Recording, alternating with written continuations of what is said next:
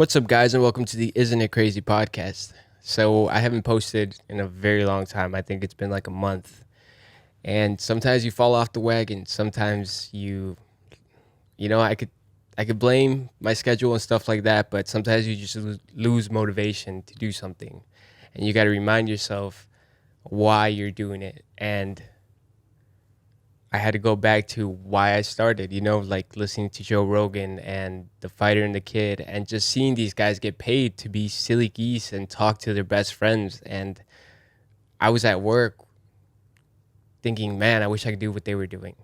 So I started a podcast. And when I started the podcast, I didn't know it was this hard. When you're learning how to video edit audio, sometimes you think to yourself, maybe I can't do this. And that's where you start losing the motivation. But the more I reminded myself why I started, the more like hyped I got about making another video. And here I am. Like sometimes you just fall off that wagon and you got to get back up and you got to try different things and maybe learn easier ways to do stuff.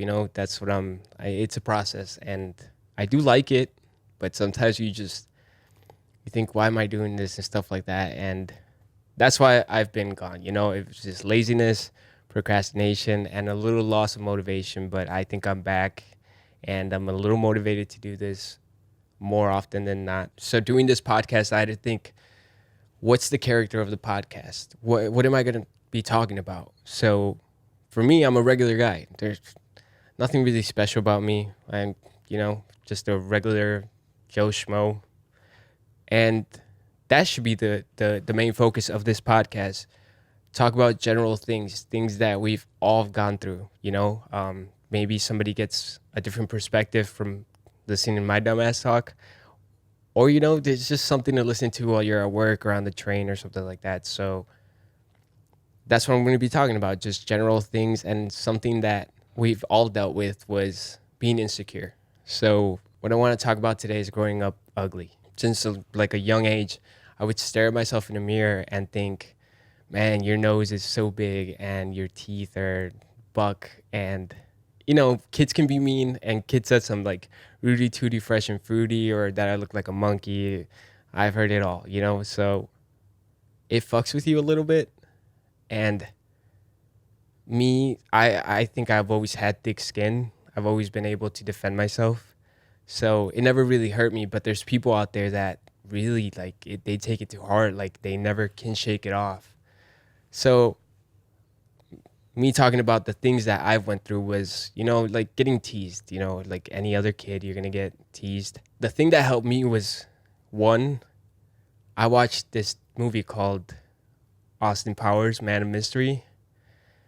And it changed like my whole life. I know it's silly to think that way, but here's this ugly ass dude and he's taking all the hottest girls, and not because he's ugly, not because he's rich, but because he's confident and he's funny and he's using his personality to get what he wants. Obviously there's more to it. He's got mojo and stuff like that. And for a very long time when I was a kid, I searched for mojo. I don't know what it would look like, but I always thought if I found mojo, I would get all the hot girls, I guess. I was a dumb kid, but that changed my life. And also staring at myself in the mirror and understanding that unless I got $200,000 to fix my nose or my teeth or anything else I want, this is all I got. So I had to make it work. I stared at myself in the mirror and I told myself, you better get funny really quick, dude, because shit's not going the way you want right now. And you're not batting 100 with the girls. So, and I keep saying girls because that was my obsession when I was little. When you're 10-year-old, I had a crush on a different girl every different week. It was never the same girl. And that was like it filled my mind up, how to get girls, how to talk to girls. Oh, I like this girl. Oh, she's pretty or whatever. It was a weird, I'm pretty sure a lot of guys go through that. And that obsession led me to figuring out a couple things pretty early. The funny thing is, one, nobody hates you when you're making them laugh, especially girls.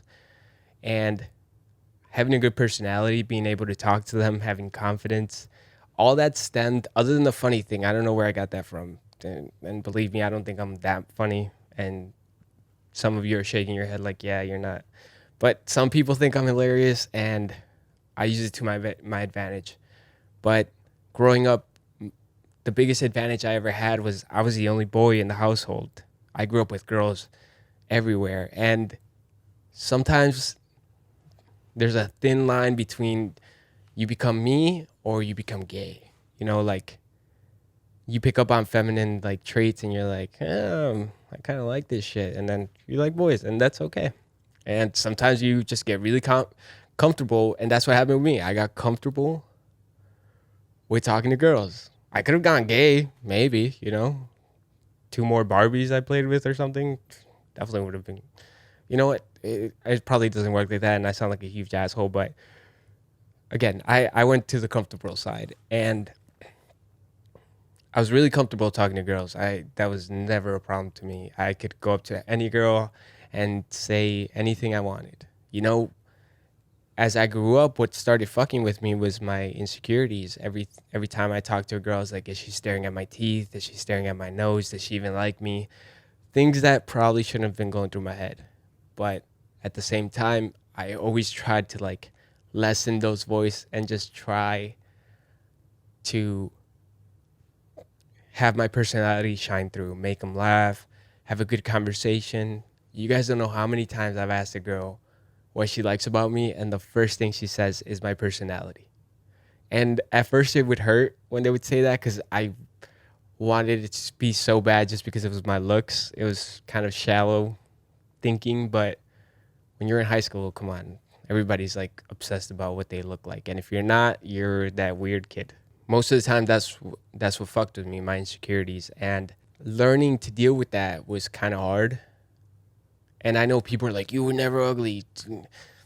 I felt ugly, all right, and I still feel kind of ugly. It's not like you're never gonna shake that feeling. Everybody's insecure. If you look at these Instagram models, they make millions of dollars off their fucking face, and every time they take a video, they got like a filter on them. So everybody's insecure, and I think the better looking you are, the more insecure you are, and the worse looking you are. It's all a mentality, is my point. It's all just a mentality and using what you have to your advantage. And if you're here thinking like, okay, sure, I got that, but how do I get the girls to notice that? You shoot your shot, and sometimes you're gonna get a no for an answer, and sometimes you're gonna get yes for an answer, and those come very far and in between each other. You're gonna get a lot of more no's than yes. And I remember the first time I ever kind of shot my shot was we were at this music recital, and I had this crush on this girl named Angela, and I practiced in front of the mirror. I would say like, I like you. Do you want to be my girlfriend? I don't know why I thought that was going to happen. But then the day came, and I wrote on a note, do you like me? Yes or no? And I was expecting her to say no. I was hoping she'd say yes. And the bitch threw it out. Like, she threw it in the trash. She read it and threw it. And my 12-year-old self did not know how to deal with that at all. I was like, what does that mean? Like, I thought the meanest thing somebody could say is no, but the fuck does that mean?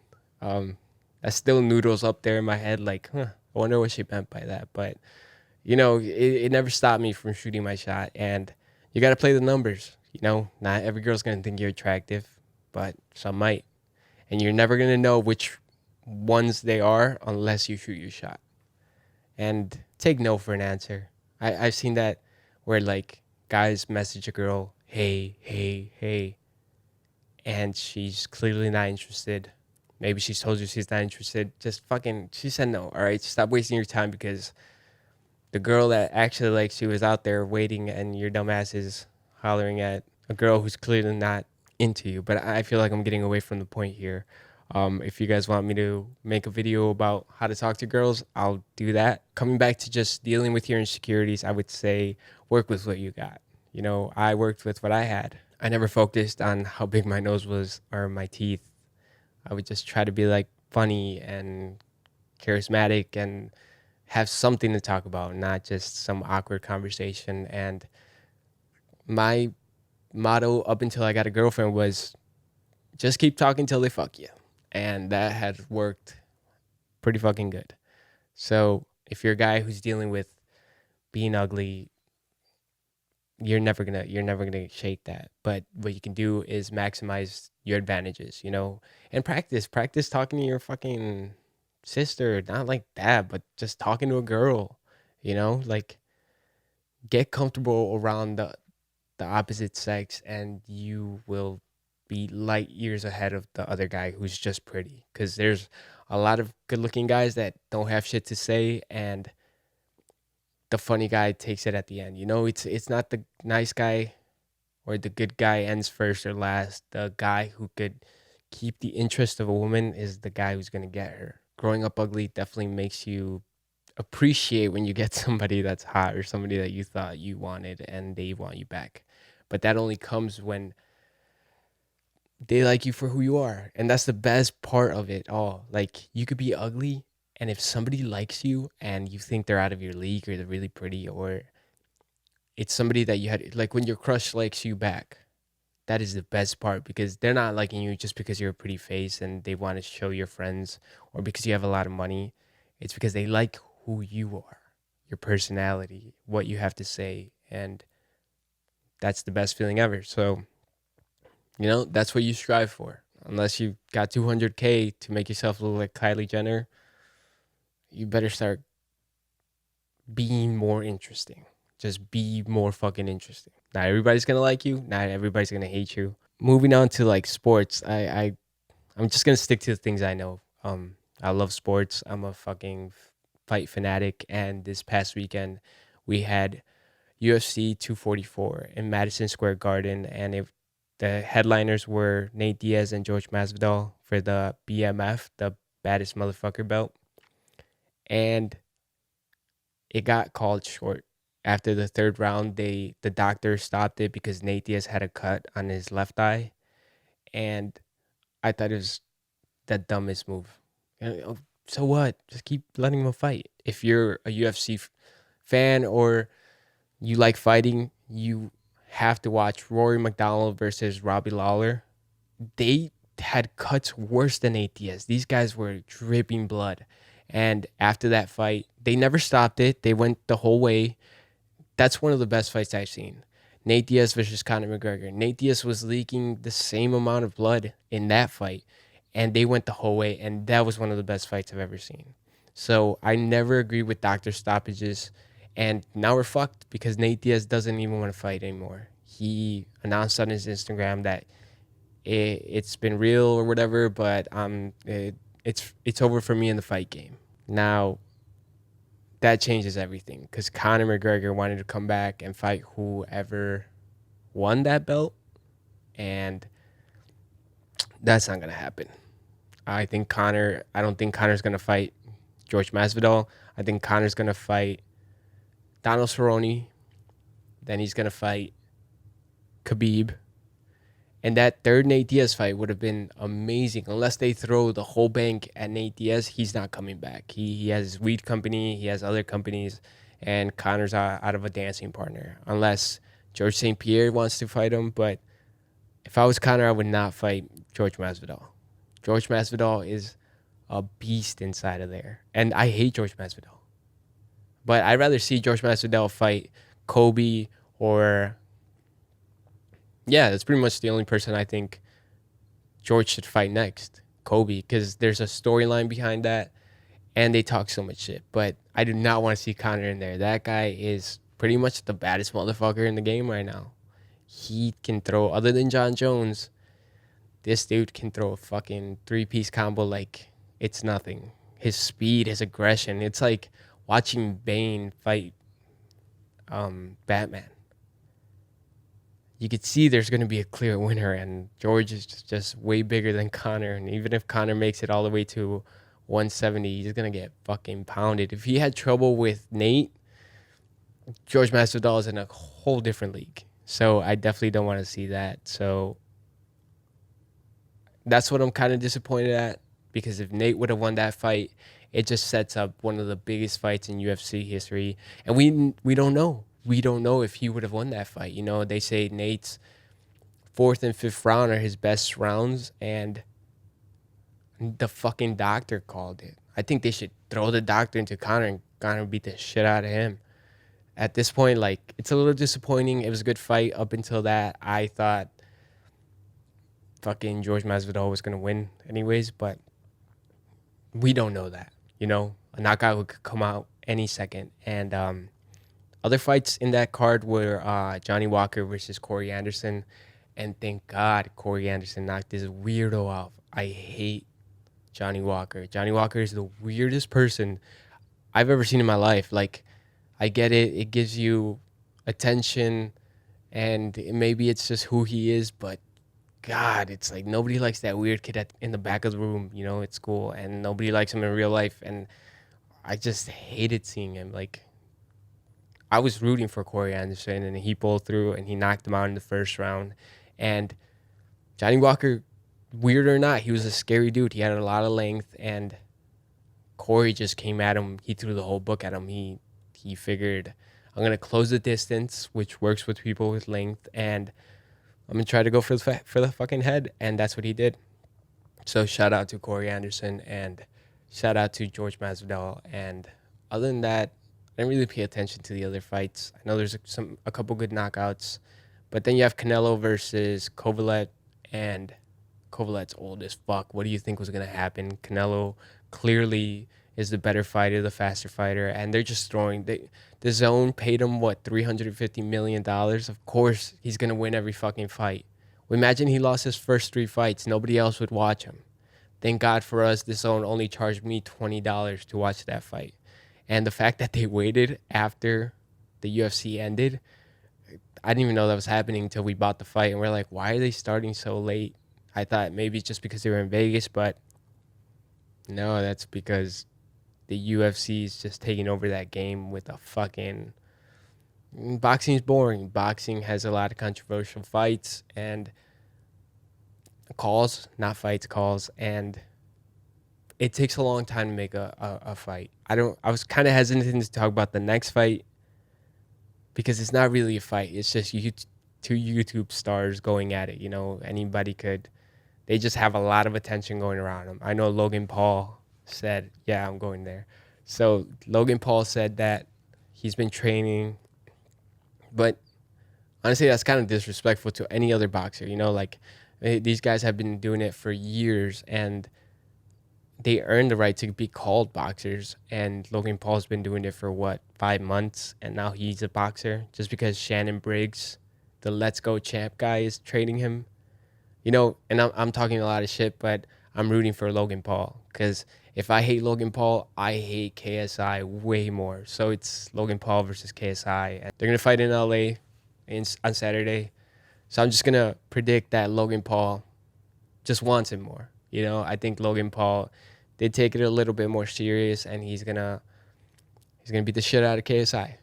And he's bigger too. He's fucking huge. People are saying he's on steroids, but I don't know. I think he wants it more, and Shannon Briggs, annoying as he is, did it twice. He became the World Heavyweight Championship twice. So I think KSI is kind of like doing it for the money, and then they're going to throw him in there, and in a fight, it's a fight, and whoever prepares better is going to win.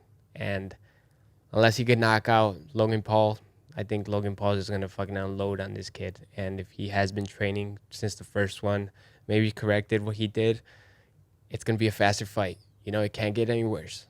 And the first fight was kind of okay. They were just kind of wild swinging and stuff like that. So that's my pick, Logan Paul. So just to end things, you know, I always make like a TV or like a movie recommendation at the end. And this past weekend, I watched one of the best movies I've ever seen.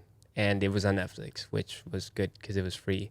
It's called The King, and don't ask me who the actor is because I have no idea what his name is, but that movie fucking, if you need some motivation to become a leader, there it is. You know, it goes back to the story about King Henry V and how he was just a boy that didn't want the crown and his brother was going to get it. And then I'm not going to spoil it, but he ends up getting the crown.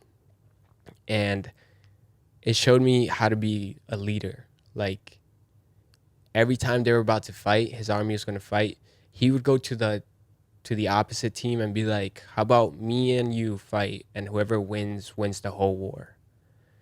And for some reason, the other guys would say no. Like if you don't say yes, you already lost that war, because he's willing to die for his men. So his men are gonna fight harder for him. And if you say no, then your men are like, wow, he wouldn't even fucking sacrifice himself for us. Like, why should I sacrifice myself for him? And that's what I took away from this movie. If I want to become a better leader in my line of work, I can't ask somebody to do something that I'm not willing to do myself. So if you ever want to become a better leader, you have to lead by example. You have to put yourself out there and you have to do the hard work so everybody follows you. And when you ask somebody to do something, they do it because they understand that you wouldn't ask them unless you really needed them to do it, because you would have done it yourself. That's what I got from that movie. And talking about it kind of makes sense in my head now. So go check that movie out if you need some motivation to become a fucking leader or an alpha male or something. It's a great fucking movie. It starts kind of slow, but at the end, Jesus Christ, I was getting up. I felt like this is our generation's Braveheart. You know, the speech he makes, I was like, shit, where's my sword, bitch? Let's go fucking fight. That's what I thought, but it's kind of insane. So check that out, and I will try my best to keep this becoming like a weekly thing. I'm really motivated and I'm going to try to make it my goal. I got a couple people coming in and making episodes, so they should be coming out more regularly. So thank you for watching, and thank you for subscribing and liking.